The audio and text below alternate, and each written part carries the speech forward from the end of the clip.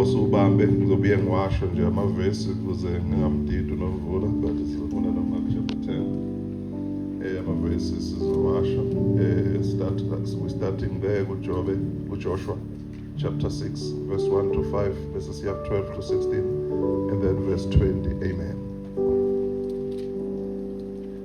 Indaba yami nje uzoyizwa ukuthi maswahlangana sonke lamavesi siseJericho la sikhona. Amen. Amen.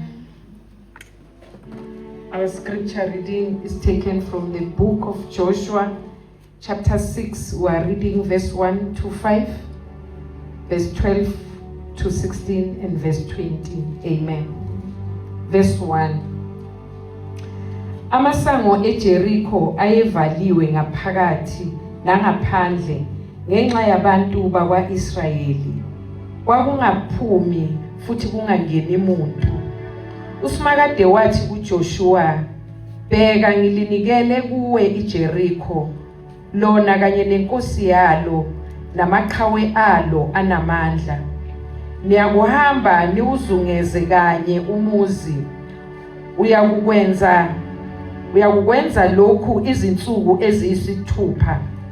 Nabapristi abayisikhombisa bephethe amacilongo ayisikhombisa ezimpondo zezinqama behamba phambi komphongolo wesivumelwano. Ngosuku lwesikhombisa uyakuzungeza umuzi kuze kube kasikhombisa.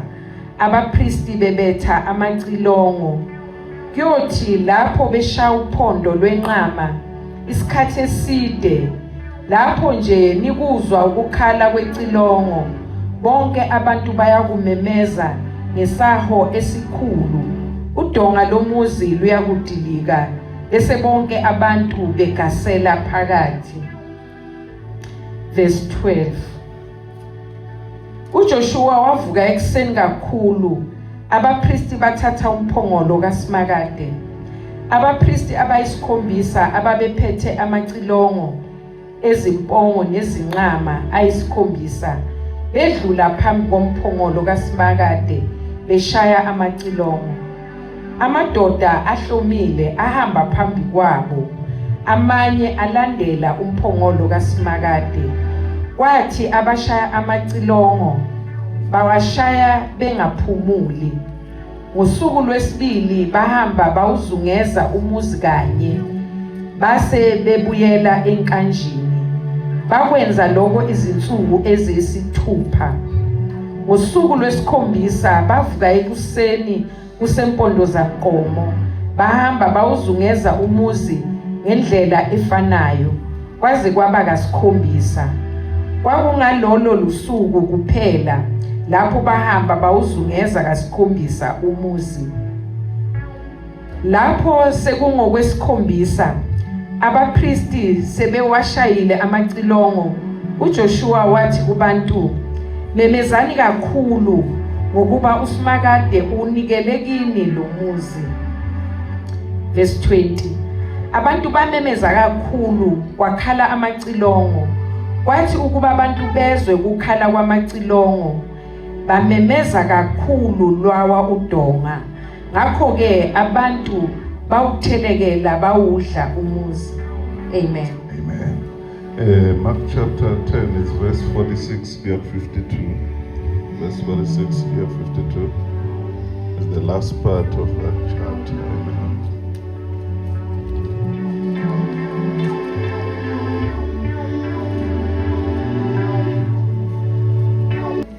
The Gospel of Mark chapter 10, we're reading verse 46 to 52. 46 to 53. Amen. To 52. Or to 52. Amen. Verse 46. Bafika eJericho ngesikhathi uJesu ephuma eJericho nabafundi bakhe lesixuku esikhulu. uBhathimewu owayempumputhe eyisinqibi eyindodana kaThimewu wayehleli ngasendleleni. Kwathi ukuba ezwe ukuthi uJesu waseNazaretha owayedlula waqala ukumemeza ethi, Jesu ndodana kaDavide ngihawukele. Abaningi bamkhuza bathi makathule, kepha kwabasengathi bayambhebhezela. Wamemeza kakhulu ethi, Ndodana kaDavide, ngihawukele. UJesu wayesema wathi, mbizeni. Bayibiza impumputhe, bathi kuyo, yima isibindi, usukume uyakubiza. Yayisilahla ingubo yayo, yagxuma, yaya kuJesu. UJesu wathi kuyo, ufuna ukuba ngikwenzeleni na? Impumputhe yathi kuye, Rabuni, ukuba ngibone. UJesu wathi kuyo, hamba, ukukholwa kwakho kukusindisile. Oh, hallelujah. Baba, siyabonga izwi lakho Yesu sethu Jesu Kristu. Ukhulume ngalo namhlanje egameni lenkosi yethu Jesu, usicebise ngalo. We silence every voice that is not of yours. I pray, Father God, that the message out of my mouth is the message that will be unhindered by any external forces.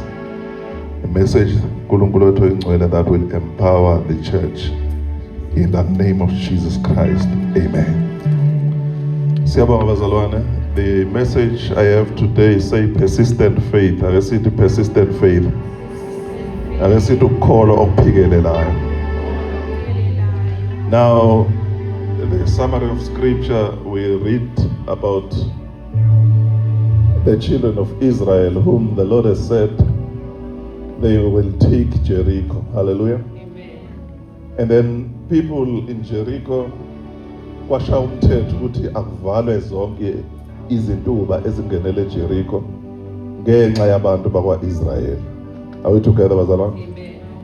Hallelujah. Amen. Lento isho ukuthi kuneminyango ezovalwa ngenxa yakho. But the good news is that noma isivaliwe uJehova mayeshilo ukuthi uyayidla leyo ndawo akunakuvala okuyomisa lokho. Hallelujah. Yona iminyango iyovalwa on your account, but at the end of the day ekuvalweni kweminyango lapho kuyobonakala khona amandla kaNkulunkulu wakho. Ekuvalweni kweminyango ilapho obonakala khona amandla okholo lwakho. So the Bible says uNkulunkulu wasebanikeza umyalelo ukuthi they are going to round the walls of Jericho. And washa yonke into kuzomela yenzeke ukuthi amadoda bazorawunda lempi, kuzoba khona abapriest, abaphethe ama-trumpets, abashaya ama-trumpets. What bayokwenza lokhu usuku lokuqala, bekwenze usuku lwesibili, bekwenze usuku lwesithathu, bekwenze usuku lwesine, bekwenze usuku lwesihlanu, bekwenze usuku lwesithupha. And then usuku lwesi-7 it's a bit different. They will be doing the same thing, but now they will round 7 times. So into yokuqala leyo. Number 2, ukuthi ngosuku lwesi-7 emva kokubeshawa amacilongo nabantu bazomemeza kakhulu, because from day 1 to day 6 ayeshawa amacilongo kodwa umlayelo ongasho ukuthi abantu abamemeze. But ngosuku lwesi-7 uma kuqeda ukurawunda kwa-7 kodwa uma kushawa amacilongo abantu abamemeza kakhulu, then izindoka zizowa. elesingisi iBhayibheli lithi the walls of Jericho will fall flat. Hallelujah. So ngamemaza into mayiwa flat, iwa ilale phansi. Hayi khona ukuthi into iwe kodwa itsheke. Kodwa uyibona ukuthi isamile, ayifuni ukuwa. Ukusibona isihlahla manje ngathi siyawa kodwa sitsheka asiwile, sisafuna ukuthi uzusigenge. But uthi uNkulunkulu la no azizukutsheka but zizowa flat. Ngizoprofeta namhlanje ukuthi izindonga ezimi phambi kwakho zizowa flat. Hallelujah. Kodwa kubiza ukuthi wena uhambe ngani ngokukholwa. Lithi izwi kaNkulunkulu benza njalo njengoba uNkulunkulu wayeshilo. They rounded the walls of Jericho. Kwenzeka yonke into until the 6th day. On the 7th day barawunda kasikhombisa. That is why iBhayibheli lize lithi only on this day did they round 7 times. Hallelujah. And uma sekhalile ama-trumpets bamemeza kakhulu. Hallelujah. uNkulunkulu uma wayebeke nomlayelo ukuthi zothi uma ngabe sezilele phansi bese beqa ama-pillars bangenelele khona, and nangampela benze njalo. Lithi they shouted and the walls fell flat. Are you together, bazalwane? Remember uMaria kuloko umama beshumela ngakho ngeSunday, uJohn 2 verse 5 mayithi noma yini ayishoyayo noyenza noma ingayenzi senza noyenza babamba ukusho kuNkulunkulu labazalwane ukuthi uNkulunkulu mayethe asiround, but it did not make any sense to them because they were trained men of war. They had weapons in their hands. They were not trained in rounding the walls, but they were trained in attacking and shooting. But they had to abandon their knowledge. Bese kuloko uNkulunkulu asekushilo ukuthi namhlanje alizokwenza ama-professional ashoyo. Sometimes you must forget ukuthi profession yakho ithini, but unako ukuthi fake ithini. Come on madoda. Sometimes you must forget ukuthi mawudokotela wafundana esikoleni, but unako ukuthi ukukholwa kwakho njengoba ubhekene nale patient kuthini. Sometimes you must forget njengommeli njengematshe ukuthi ukufunda kwakho kuthini, kodwa unako ukuthi uNkulunkulu uthini njengoba ubhekene nale case manje. Sometimes mawunesi you must forget your experience, you must forget your knowledge, kodwa uzwe umoya oyingcwele udonse isignal ukuthi uyawwenza njani namhlanje. Sometimes mawuthisha you must forget the experience yakho, you must forget imfundo yakho, kodwa ubheke ukuthi lo mntwana ehlupha kangaka uthi umoya oyingcwele uyakumthitha kanjani lo mntwana. Hallelujah. Sometimes mawumfunda esikoleni you must forget izinto eziningi, kodwa ubheke ukuthi umoya oyingcwele uthini njengoba usufunde kangaka kodwa ungakwazi ukukhumbula lutho uthini umoya oyingcwele ngoba uyawuwenza uremember konke. They followed the instruction and the walls fell flat. Yini indaba is because God is not a man that he can lie. Usho njalo encwadini kaTitus ukuthi uNkulunkulu akasuye umuntu ukuthi angaqamba amanga. Uma eshilo noma ngabe kusitshuphi kangakanani kodwa nokwenza because uyawenzela. Hallelujah. And in Mark chapter 10 from verse 46, because lapha babeseJericho. So nangalesi sikhathi sikaJesu baseJericho futhi. eJericho indawo yemgovement kaNkulunkulu. baseJericho futhi. Uthi uJesu uyaphuma nje eJericho. Nangu uBartimaeus uhlezi phansi wayehlala khona. Lithe lesilungu, it was his custom ukuhlala laphana abese ebheka atele and so forth. Atele izinto njalo angazidingi. Yena into ayidingayo ukuthi abone. Hallelujah. So uma iqhamuka uJesu lithi iBhayibheli wezwa. Ake sithi wezwa. Wayabona emehlweni kodwa wezwa. Uma ngisho ngabona ukuthi uSathane usevala amehlo kodwa mayedede lamadlebe akho usezwa ukuthi uJesu usefikile. Wezwa. Hallelujah, ukuthi uJesu usefikile. Lithi iBhayibheli wamemeza wathi Jesu ndodana kaDavide yiba nomusa kimi. Hallelujah. Wathi Jesu ndodana kaDavide yiba nomusa kimi. Lithi iBhayibheli bamthethisa ababehamba noJesu, iprotocol kaJesu yathi thula umsindo wena, yathi thula. Lithi iBhayibheli esethiwa kathule wamemeza kakhulu. The Bible says he shouted even more. Ngamanye amazwi umuntu okholwa okuphikelelayo akamiswa abantu. Uma ngabe ukholwa okuphikelelayo kuwe awuvinjwa abantu, awuvinjwa abantu aba-religious. Ukholwa okuphikelelayo kuyafola, wafola ukholwa abantu. Lithi iBhayibheli wase uJesu yaphenduka esethe ake ngimbize. Le nto ngitshela ukuthi okokuqala wayengamzwanga uJesu. Ngesikhathi ememeza ungayeki ukukhuluma, ungayeki ukukhuluma ngokholo. Ngesikhathi ekhuluma ngokuqala uJesu wayengamzwanga, but ngesikhathi kuthiwa kathule yena wamemeza kakhulu. Ilapho uJesu amuzwa khona.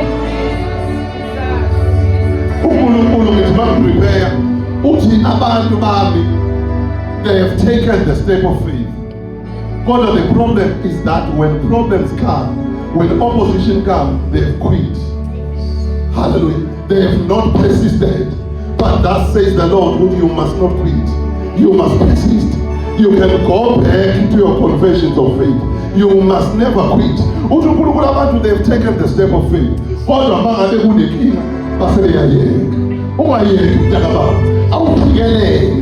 Awuphikelele ukhulume ngani bazalwane bokholo.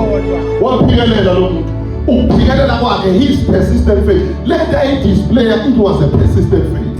And lokho kuphikelele kwakhe ikona okwenza uJesu amnaka. Manje uJesu mayisemnaka lalela ukuthi uthini uJesu.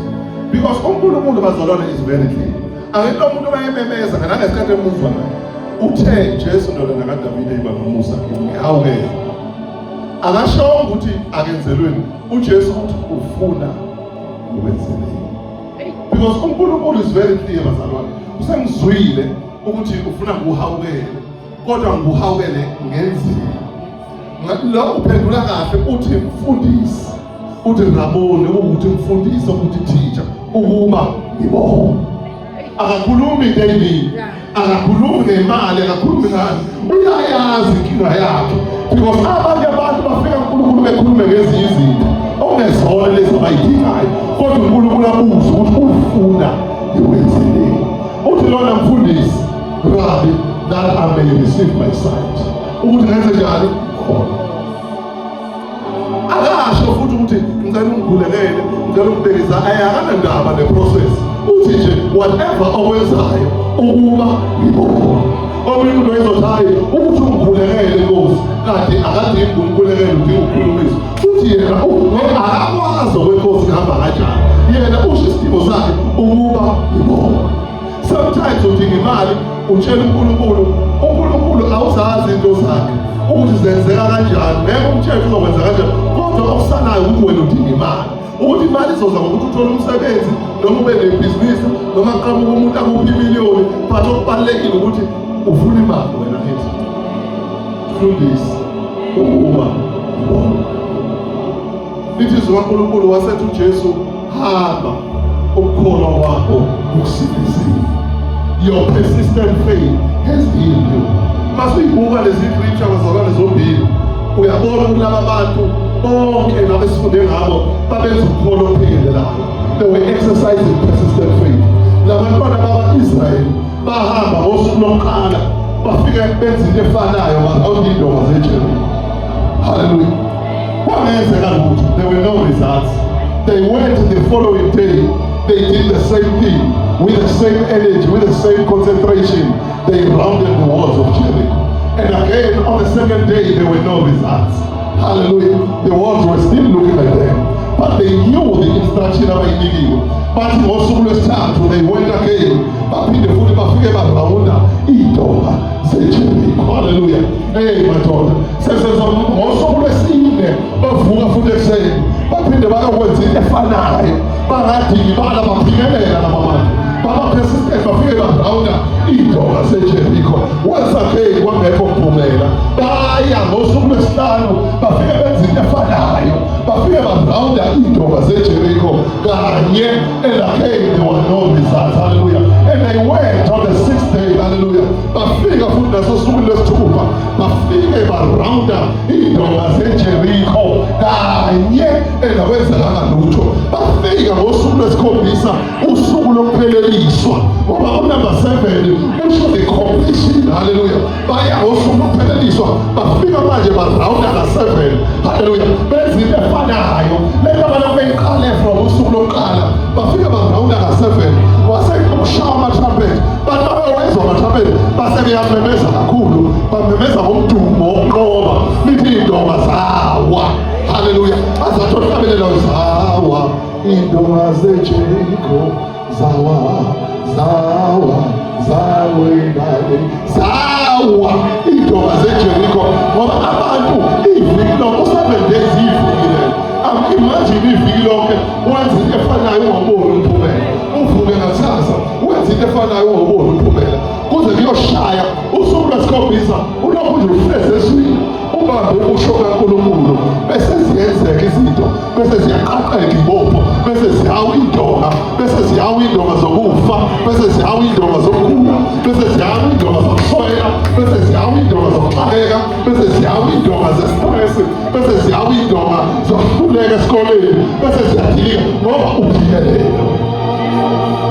Uphikelele wena. Hallelujah. Uphikelele wena.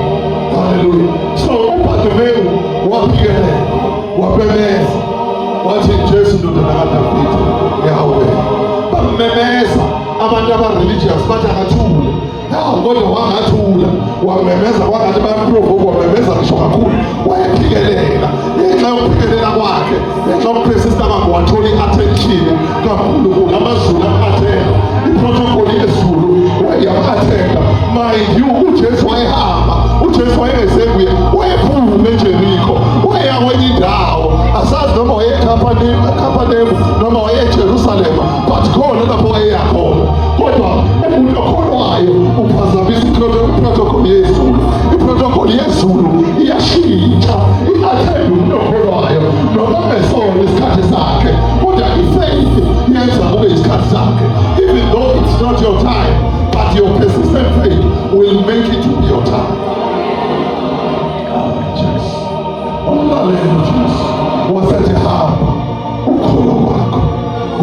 see. The persistent faith, bazalwane, is the faith that never gives up. Hallelujah. It's the faith that never quits. Hallelujah. It's the faith that never surrender, that never retreat. Hallelujah. Persistent faith, bazalwane. Hallelujah.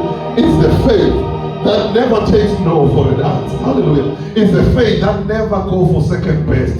Hallelujah. This one knew ukuthi ufuna ukubona akaphulekelanga ezinye izinto nazo ezayingaba izinto kodwa singabi lokhu akufunayo, but he went for the prize ukuthi Rabbi ukuba ngezinjani and mase uyile indoda laba baseJericho into abayenzayo ngoba i-instruction yayibhalwe kanjalo ngoba babengenza yonke lento kuyindoda bethi wow, what our God is wonderful, behambe bekhaya but kwathi wabangena beyolifiso ngoba enye into ziyawu indoda bese singangeni ezweni.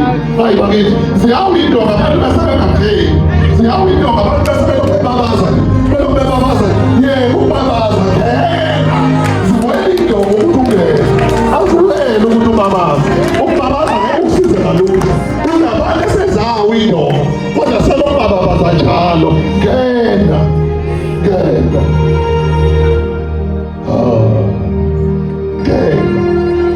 ngena ezweni bazalwane. Sishilo ngolesibili ukuthi siye ezweni kunama-giants ukodwa uNkulunkulu wethu ezweni khiwe bafaka ifuthumele but God. Hallelujah. Washo Dr. Bill Wilson wathi but God, wathi kuzo zonke lezimo wathi but God, wathi namhlanje ngishawe istroke ngihamba ngiqhuka but God, kuzo zonke izimo but God. Hallelujah. Hallelujah. Awusebenzi but God. Hallelujah. Uyagula but God. Uyastradisha esikoleni but God. Uyastradisha emshadweni wakho but God. Hallelujah. Uyastradisha empilweni yakho but God. Hallelujah. Persistent faith. Persistent faith. Ukukholwa bazalwane must not be an option for us, but ukukholwa must be our lifestyle. That is why umama eshilo ukuthi kwakunyanzelekile ukuthi kube ne-faith Tuesdays, because siyasebenza siyaphehla siphehla abantu bokholo, because ukholo must be our lifestyle. We must be identified by faith, bazalwane. Wherever we make an appearance, we must be identified by faith. Umuntu meze phakathi kwethu esivakashela fanazi ukuthi phakathi kwabantu bokholo fanele lokhu ukukholwa kwethu kurabhele kuyena ukuthi noma ngabe uze enenkinga, noma ngabe uze umoya wakho uphansi, kodwa lo moya ukholwa, lo moya, this distinguishable spirit of faith ihuvanishe ibuthinte naye abantu bokholo, abantu bokholo, abantu bokholo. Ukholo okuphikelelayo, ukholo ongagivayo, ukholo ongahluleki, ukholo okwaziyo ukuthi uchaza uthini ohlabela lameda akasoze angipela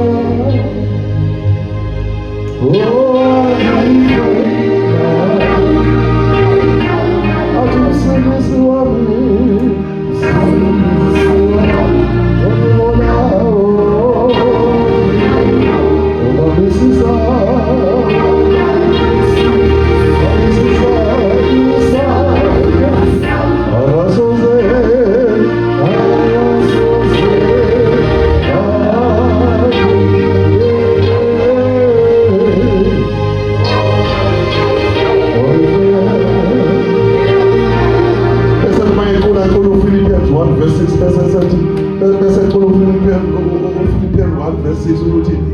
uyalazi lelo likhuluma ngokuthi uqalile umsebenzi abesethi uqalile umsebenzi uzawufeza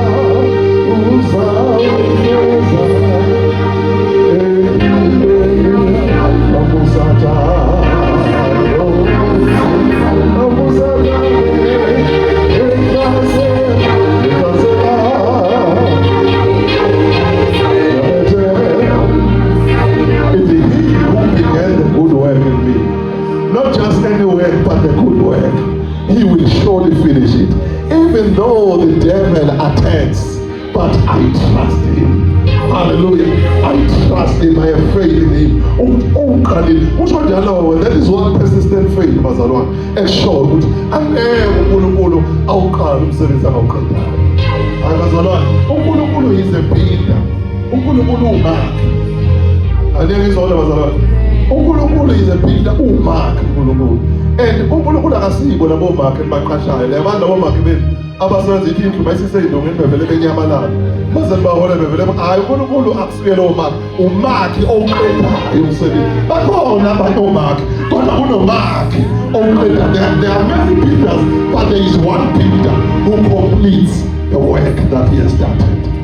Hallelujah. He completes the work until it becomes the miracle that everybody can marvel at, because it is coming from the potter's hands. He is the potter.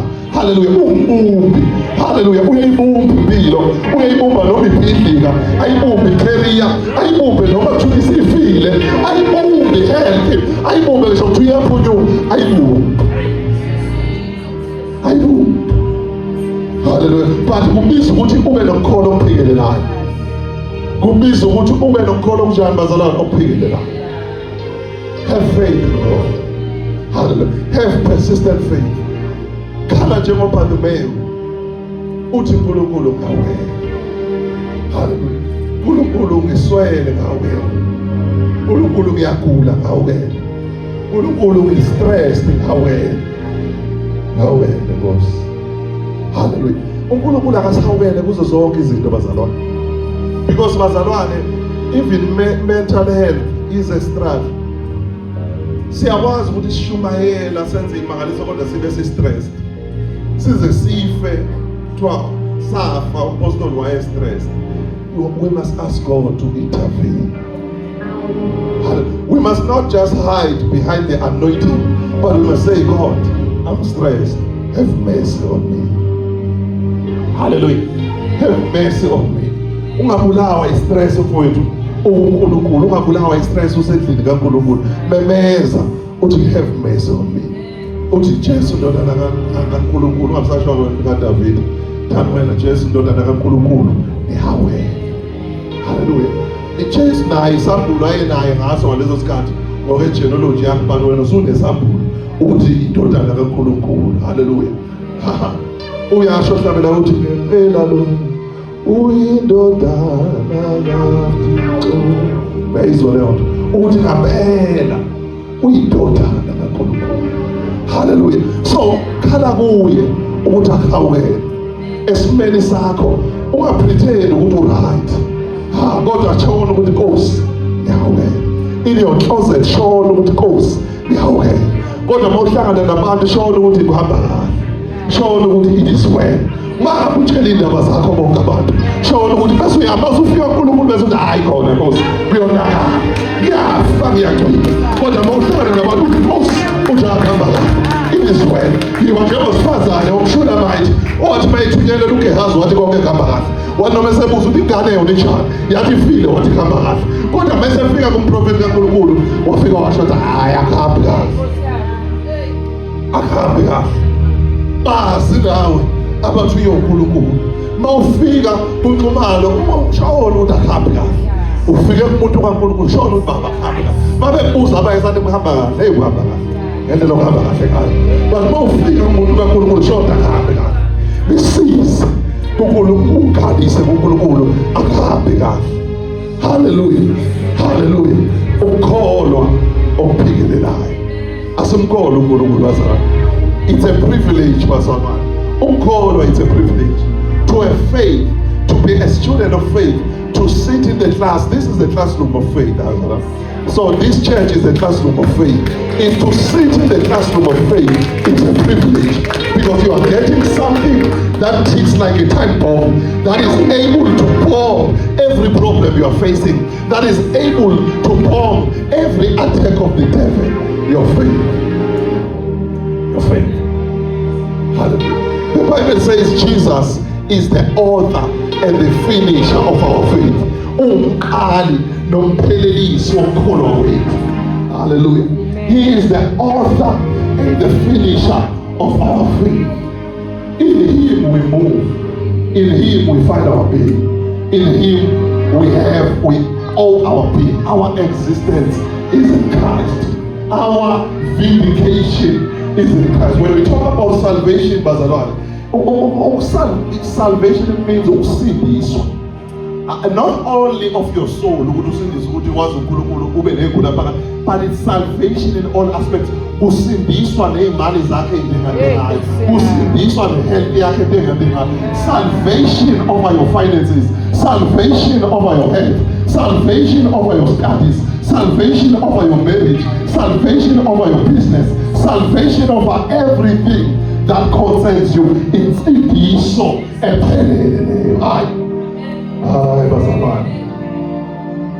hallelujah. Hallelujah. Asimenya, we glorify.